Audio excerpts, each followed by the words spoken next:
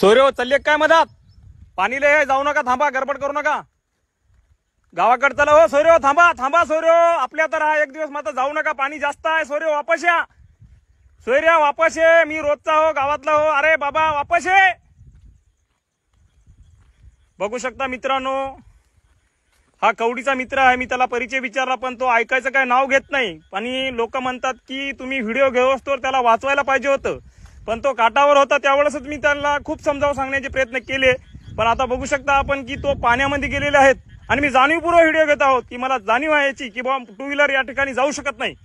आणि पाण्याचा दाब खूप असल्यामुळे टू व्हीलर आणि धाराच्या विरुद्ध दिशेला तो जात आहे. त्यामुळे मी समजावण्याचे प्रयत्न केलेले आहेत.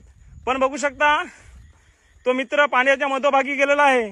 आणि खरोखरच या गोष्टीची मला खंत वाटते की मी सामाजिक क्षेत्रात काम करत असताना कोणाचा तरी जीव वाचवण्यापेक्षा त्याचा व्हिडिओ घेत आहे. पण नाईलाज असतो मित्रांनो, पाणी टोंगल्याच्या वर गेलेलं आहे. आणि त्या ठिकाणी मी जरी गेलो तरी काही करू शकत नाही, कारण पाण्याच्या मध्यभागी तो मित्र गेलेला आहे.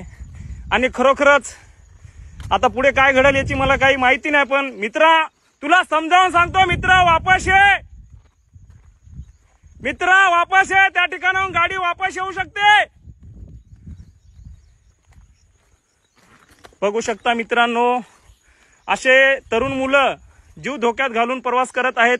मी त्यांना खूप समजावलं व्हिडिओ घ्यायच्या पहिले की निवगा मार्ग तुम्ही जाऊ शकता, तो कवडीचा आहे मित्र, त्यांनी मला असं सांगितलेलं आहे.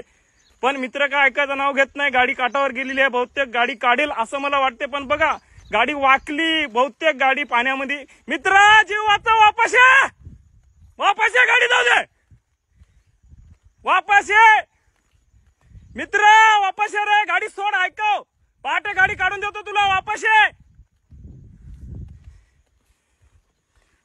मित्र, वापस ये, ऐकव माझं.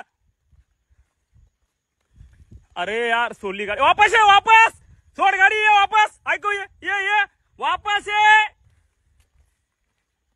अरे एक पाऊल टाकला तर पुढे डोक्या इतका जाशील खाले. खूप घातक परिस्थिती आहे. अशा घातक परिस्थितीमध्ये माघार घेतलेली चांगली असते. बाळा लवकर वापस ये, तुझी गाडी सकाळी काढून देतो.